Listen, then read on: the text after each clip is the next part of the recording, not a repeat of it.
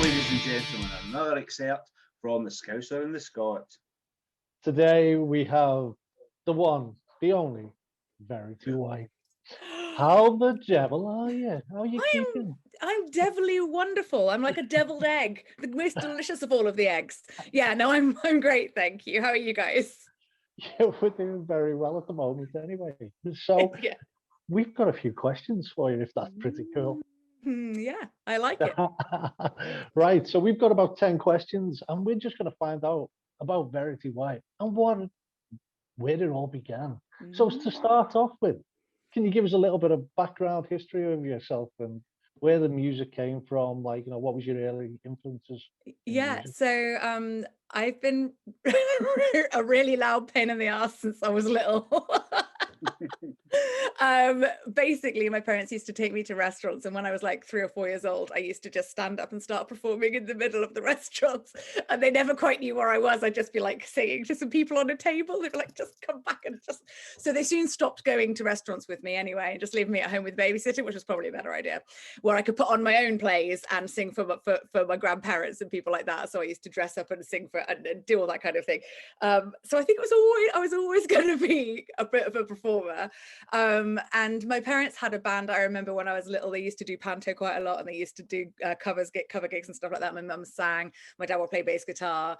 So there was always a lot of music going on in the house. We were listening to things like Fleetwood Mac and Dire Straits and all of that kind of good, good solid kind of rock background stuff. So that really gave me just an absolute passion and love for it, and I just loved doing it so much that there was never any question for me that kind of what was in my soul and what I really wanted to do. All right, cool. So I think, like me, when I first started singing in bands and everything, I know I could turn around and say, well, it was these guys that made me want to do it. So who were the kind of people that made you, when you saw them or you heard them and you said, I want to be like her? I think it was when I was kind of a teenager and in my 20s, I started listening to things like Aretha Franklin, who I just think is a really, really inspirational, incredible person. The way that she was able to convey real emotion and passion in her songs was for me something like, wow, how do you do that with your voice? I want to learn more about how you can, because I always loved singing. I knew I could hold a tune, but I was like, I want to learn more about how I can really put emotion into what I'm actually singing and convey that to make other people feel things. So for me, it's more than just sort of singing. It's like, I want to affect other people's emotions. I want them to have a response to the vocals that are coming out, and I want them to feel like, because I put a lot of energy and emotion into it, so I want them to kind of pick up on that in a way. And then bands like sort of Skunk Anansie, Alanis Morissette and people like that, they were really powerful feminine icons for me. They're going out there doing their own thing and just like absolutely smashing it, writing some brilliant music, just really passionate, empowered females. And what was great about, I think, a lot of the women that I certainly looked up to in music, and specifically I suppose in rock music, but also things like Portishead and stuff like that, none of the women were objectified, none of the women were sexualized. It was all about, it kind of was, yes, you're a woman and you're leading a band, but it wasn't about being female fronted or about anything else other than you're just a woman leading a band. Can you actually, I'm glad you said that, because I see it quite a bit. When you talk about your band, would you describe yourself as female fronted or just a band? Just a band. Right. It kind of doesn't really matter.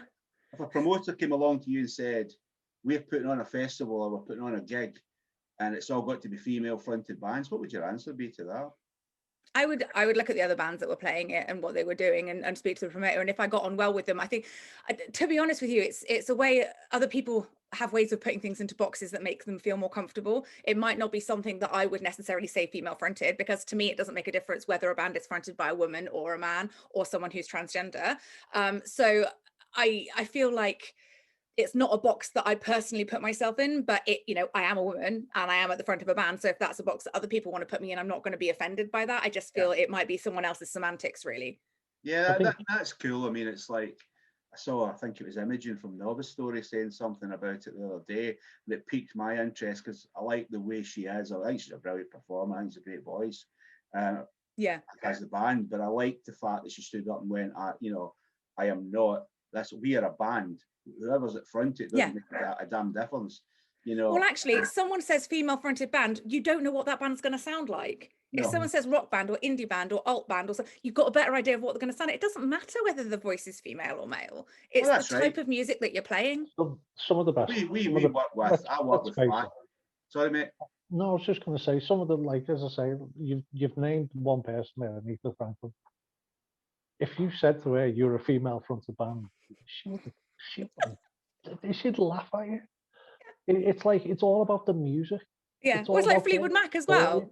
No one would have said, oh, you know, well, I mean, they all had a go at singing, didn't they? But it was really about Stevie, but yeah. Or imagine Billie Holiday standing there in front of a big band. Yes, this is a female fronted orchestra. I know, right? I know, but it actually is that ridiculous. You're right about the genre, because if it doesn't, well, there's two things I think. If it doesn't actually conjure up and give you an idea of a sound, because I personally work with four bands that would come under that female fronted, and none of them sound the same, and they're not the same genres at all.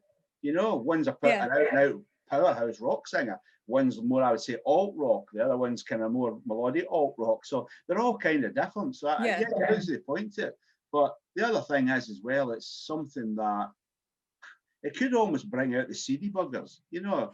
And there is definitely that side to it, sadly, and that, you know, there I think is going to be probably always some people that are there because they like women fronting the music rather than they like the music itself, which is a bit sad, but yeah. I think, without saying any more, I think we move on, because we could get in a bit of a minefield on this one, definitely. Not in the slightest. I'm trying to be really chill about. Yeah, I think it's important to be diplomatic, and I do take everything with a pinch of salt. I'm very chill about things, but yeah. I think we just got to, at this day and age, you just got to be dead careful what you say and stuff like that. One, so but I do agree with you. Bottom line, I think actually the music's good, you just sing along to it. I think everything we said about it, the one thing that struck a chord with me was what you said. You know, if it's a genre, then it should make you think of a sound, not a person or a gender. Yeah. Yeah, no, that's cool. That'll be my stock answer from now on. Love it.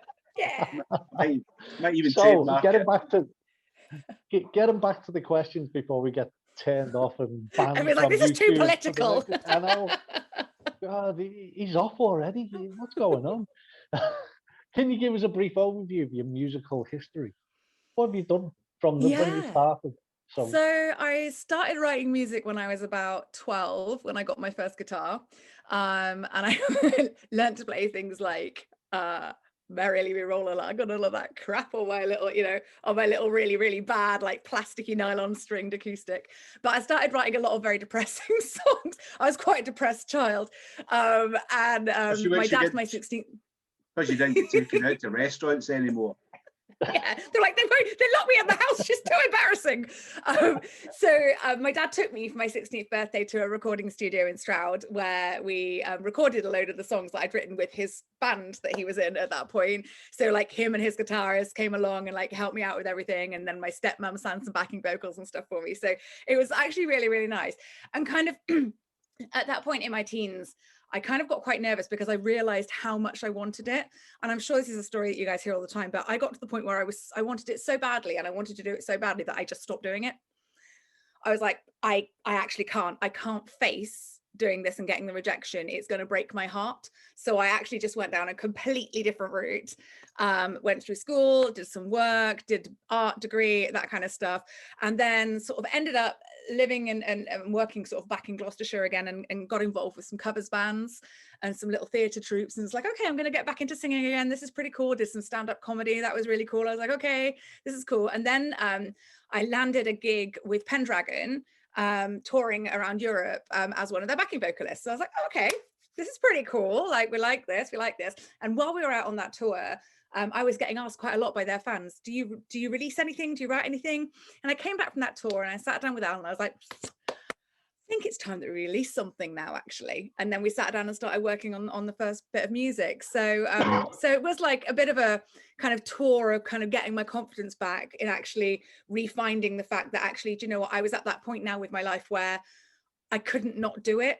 I couldn't put it off anymore. I couldn't like throw those excuses at myself. It was like, do you know what, if you don't try, if you don't ever do it, you're going to always regret that. It was like I had a little opening and I was like, right, let's just do it. So you tried to be sensible.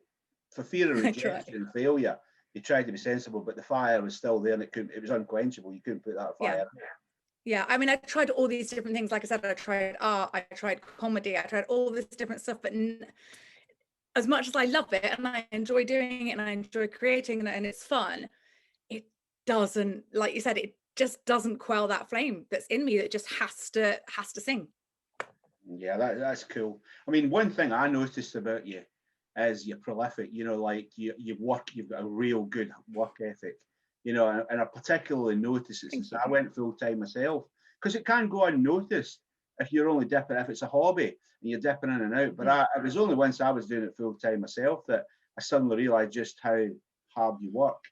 You know, people like yourself, people like Mark from Twisted Illusion, the hours that you put in, the effort that you put in, especially during lockdown, you know. And I think you personally, I think you've really done as good as anybody at turning it around. So what drives you to have that work ethic? Fear of failure.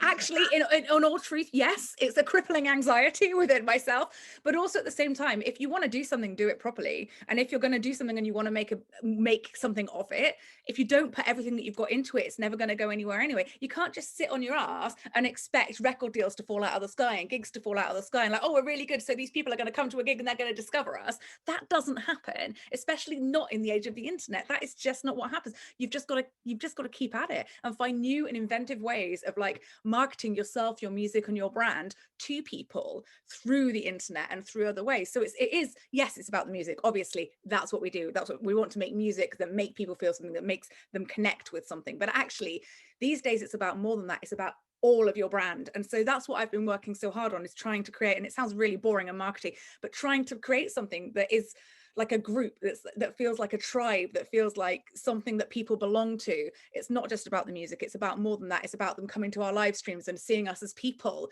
We're not on a pedestal, we're just their mates that they can see down the pub, you know, because that's who we are. We're not anything other than what we show. And I think that's really important. And I actually think that's why our audience has grown over lockdown, because we have just thrown our full personalities and just who we are at it, and people have responded, and that's been amazing.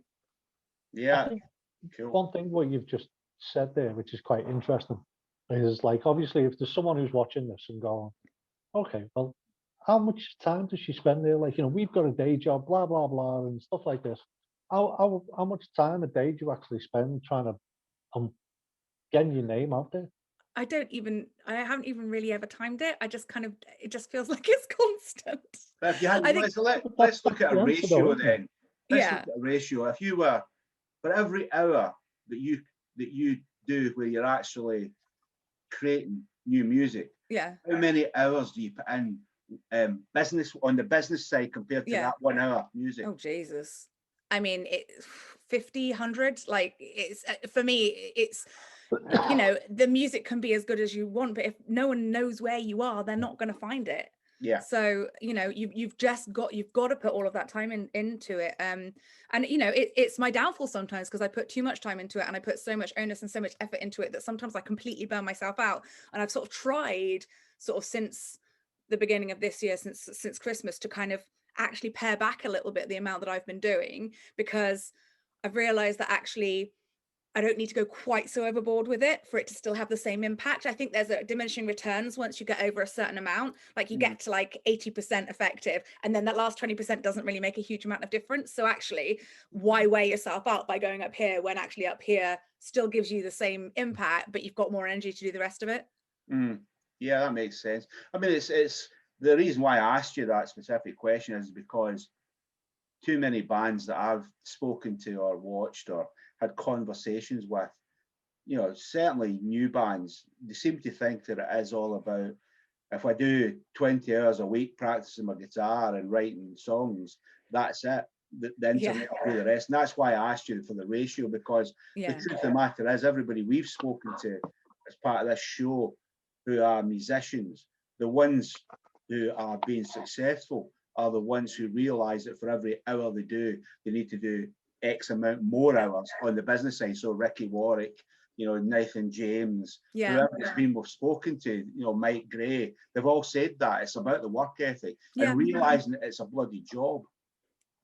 And I think that's the thing as well, like a lot of bands kind of are there, especially I think in the rock scene as well, they're like, oh, we're here for a good time, like we're going to drink, we're going to do this, we're going to have fun. And it's like, yeah, okay, that's great in moderation, because actually it is a business, you know, and the only person that's stopping you from succeeding is you. So you have to treat it in a slightly more boring and grown up way. It can't just be about pints and the lads and everything else. It's got to be about everything else as well. Yeah, Pete K. Malley told us when we interviewed him a really good story. He was at a festival and he says a band came in. He says, and honestly, it was like Motley Crue and Cinderella back in the day. You know, they lived at large. They were hellraisers. He says, but the truth of the matter was, he said, they were as professional as hell. Yeah. All that was, when they were in the public eye, it was all that. When they were backstage, it was all professional. Yeah. On stage, it was all professional. And afterwards, when they went out into the crowd and selling merchandise, it was switched back on again. And I thought, you know, that's cool, that's sensible. Yeah, well, also no one can live like that 24/7. Otherwise, we're all going to Keith Moon ourselves. Hank Williams. So very true. I don't know. Keith Richards seems to be doing it all right. He died 40 years ago. He's just a vampire. You know that? I don't know whether you ever saw, there was that exhibition in London called Bodyworks or something, and they'd like pickled all of the, I don't know, they pickled all of the insides of these people and they were just there with their skin flayed off. I'm wondering if he's actually just one of them. yeah, probably. He's Damien Hirst. Damien Hirst. Yeah, he's formaldehyde. He's like a shark. Yeah, he getting back to the questions before we get sued again. So look, Keith did warn you, right? What I'm loving, Verity, is that the mad Scouser out the three of us is the one that's worried about it, whereas me and you are like, but you know what? Wait. I'm just trying to keep you two on the straight and narrow. You don't want to follow my path. That's the be all and end all of it, like, you know what I mean? So getting back to the questions, can you talk us through how you create a song? Obviously you started when you were 16.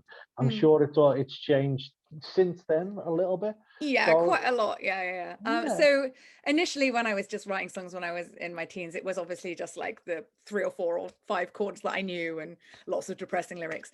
But it has come on quite a lot like now, because I actually work with my husband Alex and we co-write together all of the music. So he's great because he's one of those really annoying people that plays everything.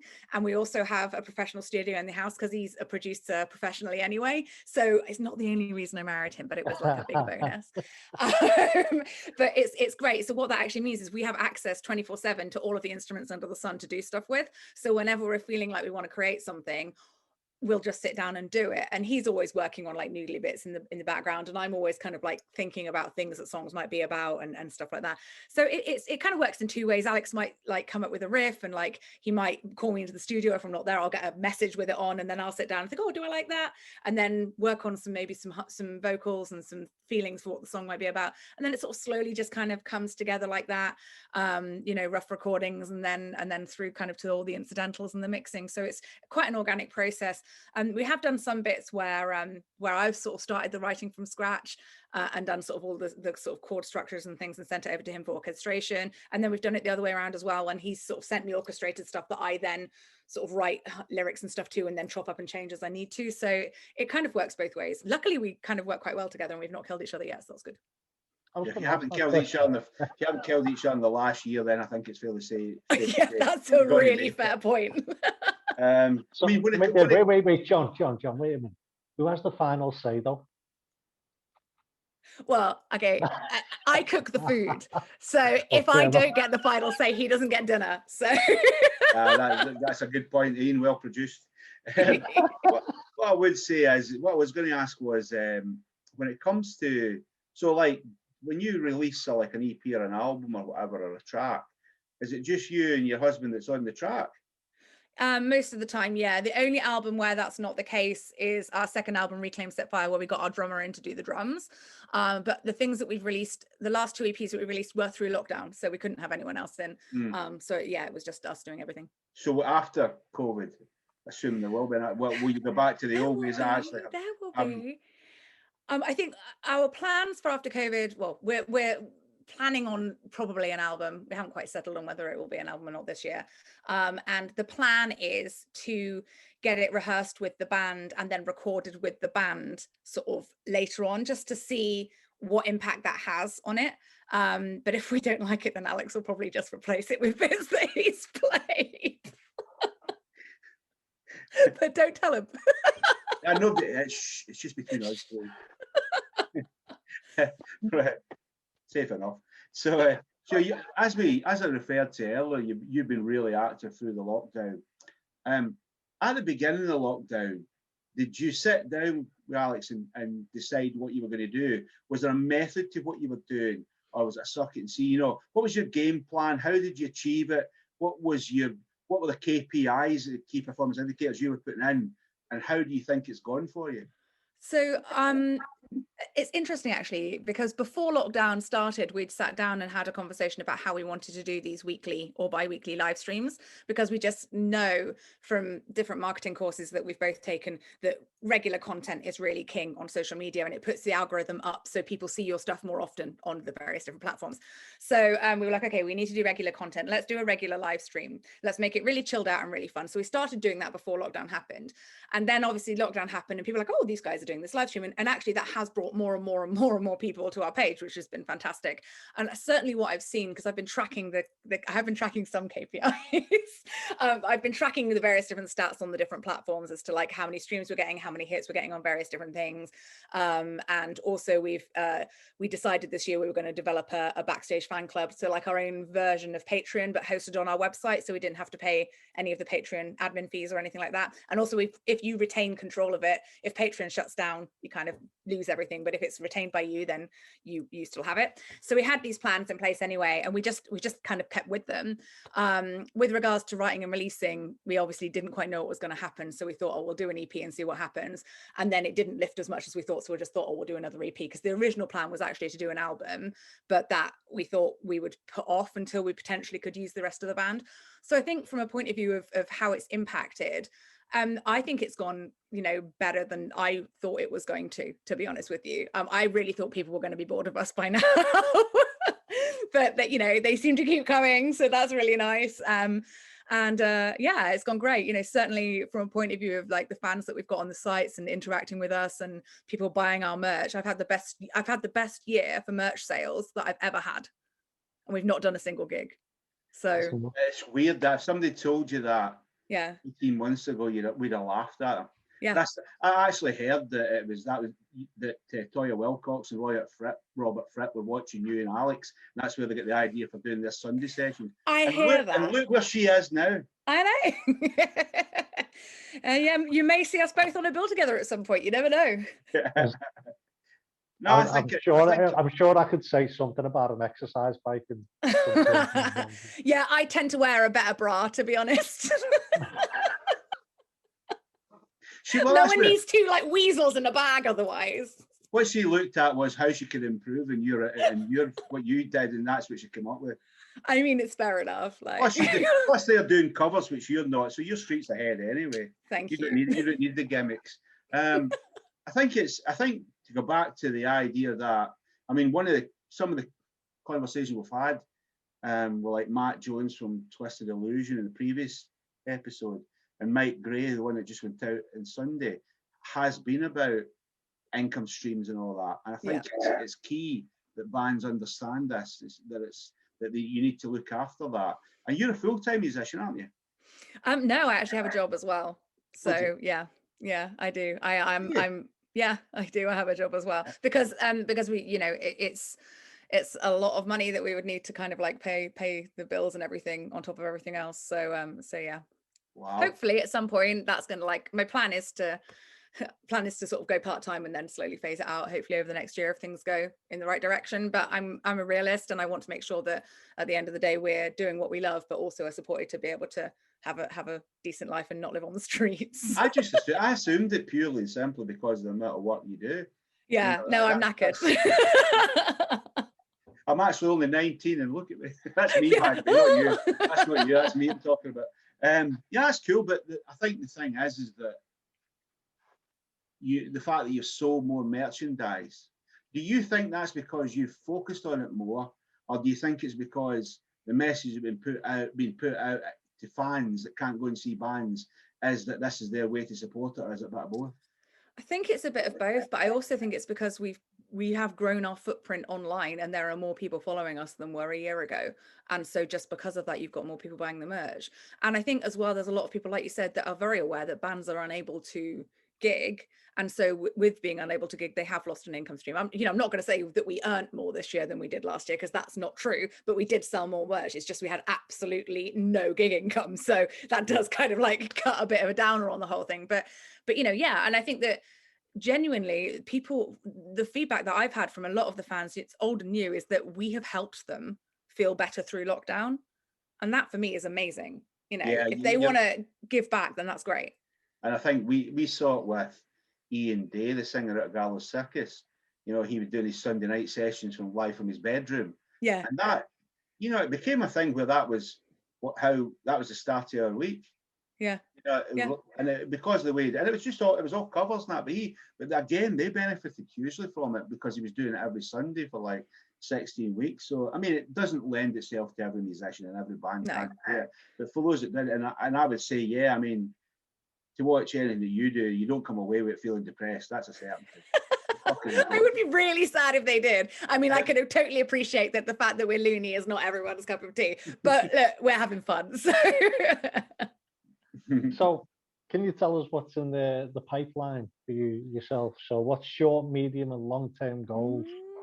So short-term goal is to get my COVID vaccine.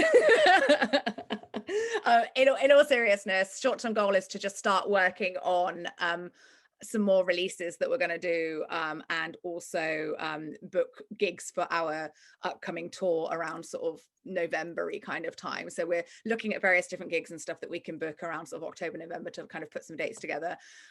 Whether we'll have an album or not done by then, I don't know. I'm actually agnostic about when the album comes out. I want it to be really, really, really good. And if it's ready, great. And if it's not ready, then it'll come out when it comes. I think I want to do some gigs and see how they go, but then there will be a proper album tour. If the album is November, great, it'll be then. If it isn't, then it'll be in the spring or something. So I just kind of want to see how things go. I don't want to put too much pressure on myself because I might go a bit loony otherwise, a bit more loony otherwise. But apart from that, it's just kind of carry on in the same vein, keep doing what we're doing.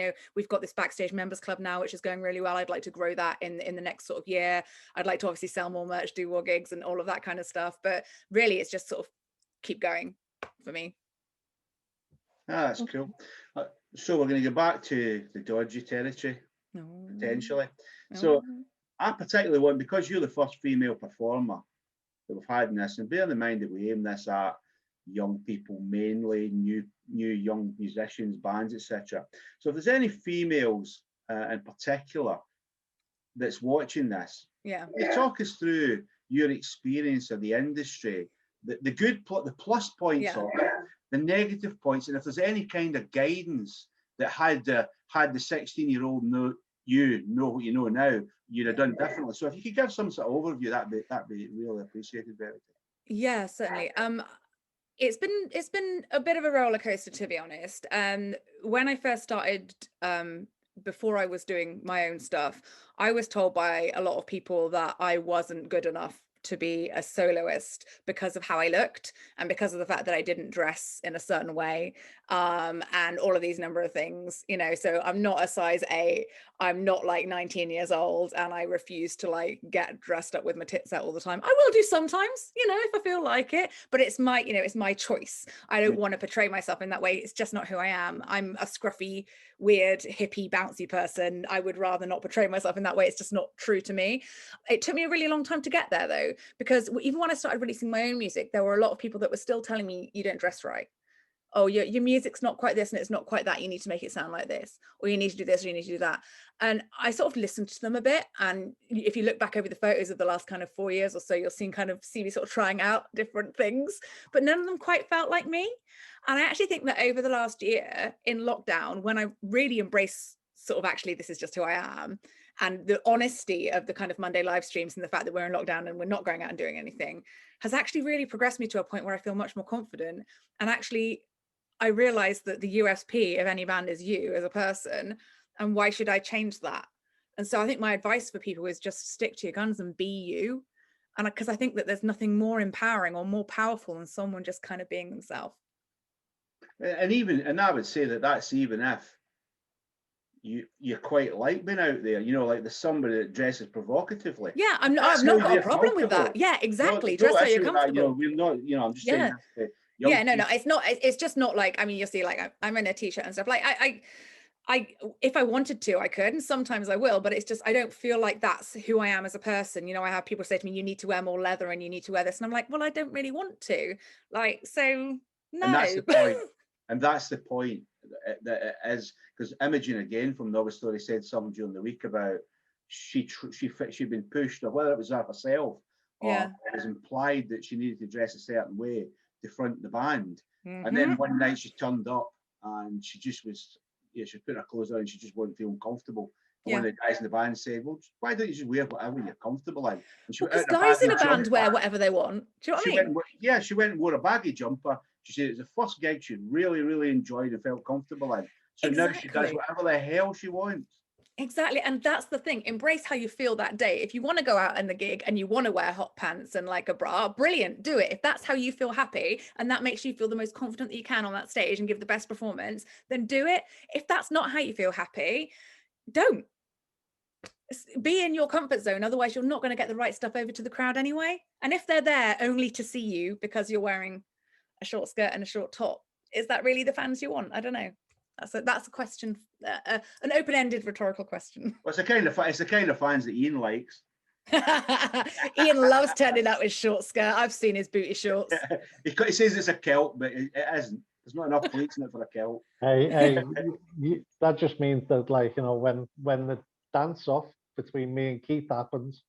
Oh yeah, you haven't heard about this, Verity? No, what's this? Oh, this is Keith Lamley and Ian's got a dance off competition. When? We've got to wear sparkly dresses as well. Amazing. I am so there. I'm going to be videoing the whole thing. It's going to be perfect. I can't wait. Keith's got some moves though. Be careful. It's fine. It's fine. I'll do the caterpillar. Oh yeah. Old school breakdancing. 1993 discos. But now we found out how he ended up hurting himself a couple of months ago. How did you get your hernia, Ian? Well. I think that was my finishing move. I think to go back though, as I say with the females, so when it's the business side of things, Verity, so is it you that tends to approach promoters and venues, etc.? Yeah. Is it you? So do you feel that you're treated differently to guys or not? Some people maybe take you a bit less seriously. There are some promoters out there that just don't book female fronted bands because they don't like the genre. Going back to my previous comment about what is the genre.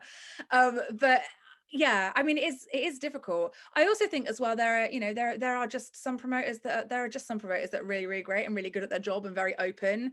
And then there are some promoters that aren't. I think it just depends on the promoter, really. I don't know whether it's all necessarily because I'm female or just like how they are as a promoter. So, but I would say that, that sadly there is some misogyny in the industry, and it is not only in this industry, it's in so many industries. So it's kind of just something as a woman, you almost become a bit like, oh, it's another one of those. Okay, well, move on to the next one. Well, it's a bit like the argument where some promoters and some venues, if they're talking directly to a member of a band, don't take them seriously, or worse, will try and write them off because they know that member, that as a member of the band, they're desperate to play. Whereas if I contact them as a manager of a band and I say, I want my band to play there, they know I don't give a stuff whether they play there. Well, because suddenly if you've got a manager or you've got a label or someone calling up on your behalf, you're obviously a big deal. And it's like, well, actually, why? Like, why can't you just talk to everybody the same? Like, but it's the same. But it's the same. It's the same issue. And that it's what you said. A reason why I brought that subject up is because it's exactly the same. It's what you said about it's down to the person you're talking to rather than you, or rather than it's this part of the scene. It's part of that person. Yeah, it's part of that person. Yeah. And you can't take, the thing is as well that I've learned, you can't take it all personally all the time. Like sometimes something might piss you off or upset you, but actually you do just have to get over it and move on to the next one, because actually if someone doesn't want you, that's their loss. Just move on to someone who does, because actually once you're working with someone who does want you, then you'll find that more doors open because that's a positive experience. Yeah, cool. So let's go back to grassroots. Let's try and find out a little bit more. So what do you think of the music scene? The grassroots music scene? Well, right now? Pre-COVID, and what do you think it's going to be pre-COVID, and what do you think it's going to be like after? I think pre-COVID, it was really starting to get quite bustly. There was quite a lot going on, potentially too much. I don't know.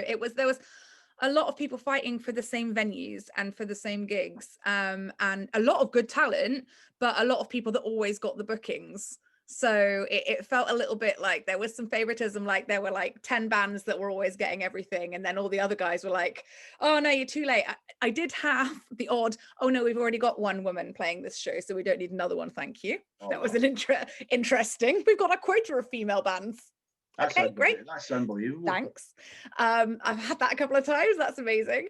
But yeah, it's I think coming out of this, I think it's going to be an interesting one. I think the bands that have put the effort in potentially will be in a much better place than they were a year ago. I think that bands that haven't put an effort in, even though they were potentially bigger, may slip down the rung a little bit. I don't know. I guess it depends on the promoters and the venues that are left. I think there's going to be less venues. And I think, like we said earlier, the financial situation for the bands, for the promoters, for the venues, and for the punters is going to be a difficult one to negotiate. And I think that's going to potentially affect the scene negatively. I think there potentially will be less gigs because otherwise people can't go to everyone, Yeah, but I mean, I'm almost of the opinion as well, though. I think that, see, I have a slightly different take on. I actually thought I came back into the music scene sort of mid 2018. I hadn't been in it for donkey's years since 1989 or 1990. I just was doing other things, and I came back into it, and I was shocked at how many great bands there were, but how many piss poor gigs there were, venues and crowds. Absolutely. Yeah, crowds was a problem. Yeah. You might travel all the way to bloody Hull or something and only have 3 people, and you'd be like, what? and you're in there and you're going, why? Because these bands are amazing. And I actually, and I've said it loads of times in this show, that I think the bands nowadays are better than ever. I honestly believe brilliant that. Bands, but unfortunately, the market is worse than ever. And I think pre-COVID, I think the scene was dying on its arse. Yeah. Because of all the mistakes that we've made. Same old, same bands. But that's the thing, same bands, same gigs. It's like. And I actually think that post-COVID, and please don't think this is me just being overly, but post-COVID, I think there's nothing quite. You don't miss something until you haven't got it. Yeah. And I'm talking about punters here. I'm talking about fans. And I think it's one of these things, if you ever go on a diet or you give up something for Lent. So normally at night you might never think about it, but as soon as you can't have it, you're like, I could just go a wine. I could just go a lager, but shit. I've said I wouldn't do it. I'm cut back, trying to lose weight, and my case, trying to lose weight or whatever it was. And I think there could be about that because everybody used to go on about these venues that were closing. Yeah. But in reality, it was just part of a much bigger picture, which was there was 10, 20, 30 more pubs closing down, but we only noticed the venues. But the pubs itself, it's because people weren't going out. Well, I'll tell you what, now that people's had enforced lockdown, those same people now want that pub. The pub will become the community hub again. I honestly believe that. Do you know what? I really hope so. I really do. I've read a lot of studies that that seem to think we're going to have like a roaring 20s where everyone wants to go out and be really decadent and spend lots of money. And I genuinely hope that is the case. But I think it's just the cynic in me that obviously you see all of the issues with the economy and the people losing their jobs, and that's what worries me. And I hope that actually people still can find 5-10 quid to come and see a band. I really do, because I actually think that's going to give them some real brilliant escapism and make them feel really, really happy. But I don't know. I think also though that the other point, the other addendum to this is that also the promoters and the venues need to be need to think a bit more. They need to think more about the customer experience, and that's both the bands and the fans. It needs to be a better environment. It can't be a dive, because who's going to keep putting up with that? And if we're going to, and we also need to look at beyond that, attracting a much younger demographic into our music scene, because you know, I can still go to gigs and be one of the youngest there, and Christ, I'll be 60 in a month's time, you know. and I'm not being funny at that, and I'm not having a dig at the people who do talk, because that's who's passionate mostly. But we need to look beyond that. So although I'm very positive about it, there is a lot of other things that we need to do differently, and needs a bigger picture. I think you're right with what you said. Oh, sorry, Ian. No, it's cool, Verity. One of the things I was just going to say is, like, I know you were saying about, like, you know, it's the same old bands who are coming in and blah, blah, blah, and stuff like that. And I think one of the other big things which might impact a lot of people is these major artists who are coming in and they're charging like over £100 for a ticket. When money's tight and you want live music, they're going to have to start being a bit more realistic. And, like, you know, I'm just hoping the pubs don't go stupid and say, right, okay, now it's £20 a ticket. But I think the worry for me is that the pubs are going to put that on the bands. The pubs are going to say, you need to play free, and you need to do this, and you need to do that, and you have to sell this amount of tickets. And my worry is that it'll go down the kind of route of, you can hire the venue if you want, it'll be this amount of money plus this for the sound engineer plus this, plus we take 50% of the tickets, when they're already making money off of the bar. Or they just won't pay you and they just expect everyone to play for free because the venues have been hit really bad by COVID. And I get that they have been hit. I'm not, but I think there needs to be a situation where everyone wins. You know, I mean, it would be wonderful, but it needs to, everyone needs to be taken in consideration. The punters, the venues, you know, and the bands. You know, there isn't a poor cousin there. It should be good for everyone. Yeah, and you're spot on, because at the end of the day, if we just focus on what's right for us, then me as a manager, I would do deals that were bad for the band. Yeah. But I wouldn't. No, I wouldn't. Yeah. But the temptation is, if I just focused on, oh shit, yeah, I want this band to get £1,000. Yeah. I'm never going to get it. But if I get a mug that's willing to pay it, and I'm going to get X% of that. Yeah. But it's just, you know, you've always got to think about, all I would say is that if you're a venue or you're a promoter, without bands, you don't have a business. No. That's all I'm going to say in the matter. And I wouldn't have a business. Yeah. It's Ian that keeps me in the mansion that I live in. Look at it. Where's your maid? Get them to bring another glass of champagne. I brought it. Here's my maid. So, last question, Verity. Okay. And this is one that I tend to ask everybody, because you get a similar answer, but I think you'll be different. Okay. Okay. So let's fast forward into the future. And way into the distant future in your case, and you're looking back on your life and your career in music, what would success look like to you?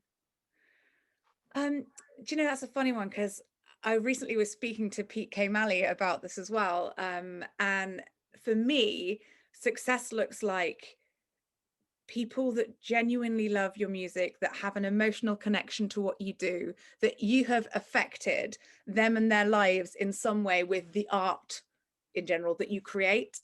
Like, for me, success is someone coming up to me at the end of a gig and saying, I'm so glad you played that song, because actually I was in a really, really dark place and I listened to that and it made me feel better. Like that's amazing. And that for me is what success looks like, knowing that you've affected people in that kind of way. You've almost, what was it somebody else said, that you've played a part in somebody's storyline? Yes. Yeah, that's it. Yeah.